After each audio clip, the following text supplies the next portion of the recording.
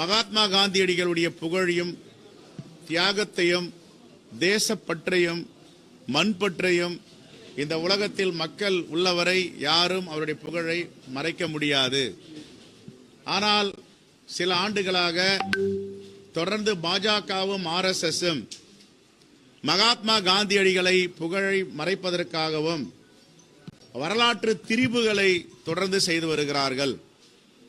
இந்த தேசத்தின் பிரதமராக இருக்கின்ற நரேந்திர மோடி அவர்கள் மகாத்மா காந்தியடிகள் உலகத்திற்கு தெரிந்ததே காந்தி படத்தை அட்டன்புரோ என்பவர் ஒரு எடுத்தார், அதன் மூலமாகத்தான் உலகம் முழுவதும் காந்தி தெரிந்தார் என்று ஒரு உண்மைக்கு புறம்பான வரலாற்று திரிபு செய்தியை பிரதமரே இந்த தேசத்தில் பேசுகிறார். மகாத்மா காந்தியடிகள் சுதந்திர போராட்டத்திற்கு வருவதற்கு முன்பாகவே உலகம் அறிந்த கதாநாயகனாக இருந்திருக்கிறார். அவர் தென்னாப்பிரிக்காவில் அந்த மக்களுடைய விடுதலைக்காகவும் அந்த மண்ணில் நடந்த அநியாயத்தை தட்டி கேட்ட மகாத்மா காந்தியடிகள் அவரை பற்றி அவர் லண்டனுக்கு படிக்க செல்லும் பொழுது காந்தியார் டைம்ஸ் என்ற ஒரு பத்திரிகையில ஒரு தலைப்பு வைத்து கட்டுரை எழுதியிருக்கிறார்கள். ஜோன்ஸ்பர்க் டைம்ஸில் அவரை பற்றி சுதந்திர போராட்டத்தில் ஈடுபடுவதற்கு முன்பாக பல கட்டுரைகள் வந்திருக்கின்றன. அமெரிக்கா டைம்ஸ், இப்படி மெர்க்குரி நியூஸ், உலக புகழ்பெற்ற பத்திரிகைகள் அவரை பற்றி எழுதியிருக்கிறது.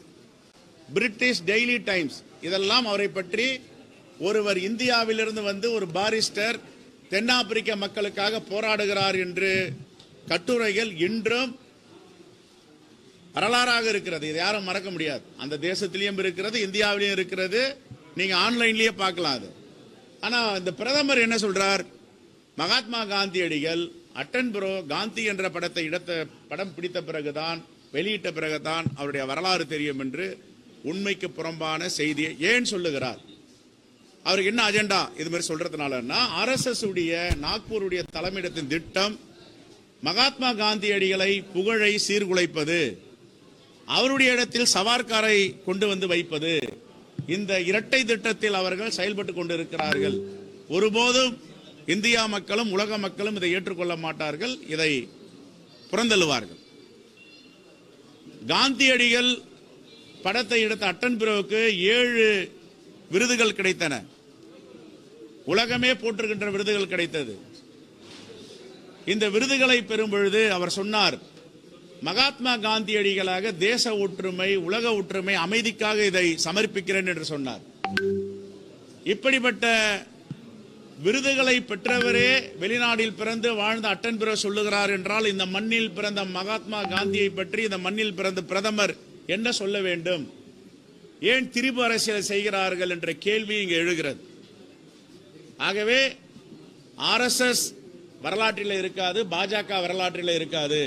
மகாத்மா காந்தியடிகள் உலகத்தில் மனிதர்கள் உள்ளவர்களை வரலாற்றில் இருப்பார். இதுதான் காங்கிரஸ் பேர் இயக்கம் தமிழ்நாட்டின் செய்தி. ரைட்? அமித்ஷா தமிழகம் நாளை மறுநாள் வருவதாக இன்று கேள்விப்பட்டோம். தமிழ்நாடு காங்கிரஸ் பேர் இயக்கத்தின் சார்பாக தோழர்கள் கருப்பு கொடி ஆர்ப்பாட்டத்தை நடத்துவார்கள். ஏனென்றால் அரசியலமைப்பு சட்டத்தின் தந்தை தேசப்பிதா ஜவஹர்லால் நேரு அவர்களுக்கு உற்ற தோழனாக உறுதுணையாக இருந்த பாபா சாஹேப் அம்பேத்கரை, இழிவான கருத்துக்களை அம்பேத்கர் என்று இழிவுபடுத்தி பேசிய அமித்ஷாவை கண்டித்து இந்த போராட்டம் தொடரும்.